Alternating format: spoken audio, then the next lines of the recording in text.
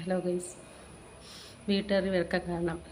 ഞാൻ ആദ്യത്തെ ദിവസം തന്നെ പറഞ്ഞു പുള്ളിക്കാരൻ്റെ സ്വഭാവം ശരിയല്ല, അഡ്ജസ്റ്റ് ചെയ്ത് പോകാൻ പറ്റത്തില്ല എന്ന് പറഞ്ഞപ്പോൾ ഇവരാണ് എന്നോട് പറഞ്ഞ് അഡ്ജസ്റ്റ് ചെയ്ത് പോകാൻ.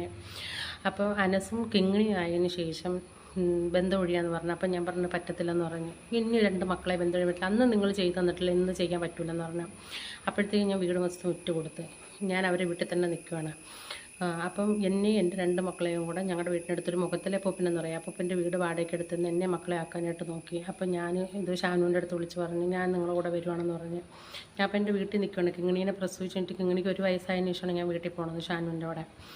അപ്പോൾ എന്നോട് പറഞ്ഞാൽ ശരിയെന്ന്. അപ്പം പുള്ളിക്കാരൻ എന്നെ വൈകിട്ട് ഒരു 5 മണിയൊക്കെ ഇപ്പം വിളിക്കാൻ വന്നപ്പോൾ എൻ്റെ താത്ത പറഞ്ഞു ഇന്ന് നീ ഇവൻ്റെ കൂടെ പോകണമെങ്കിൽ ഇനി നീ മരിച്ചെന്ന് പറഞ്ഞാലും ശരി, അവൻ നിന്നെ കടലിൽ കൊന്നിറങ്ങുന്നതായാലും ശരി, ഞങ്ങൾ നിന്നെ തിരക്കി വരുത്തതുമില്ല, നീ ഞങ്ങളെ തിരക്കി വരികയും ചെയ്തു പറഞ്ഞു.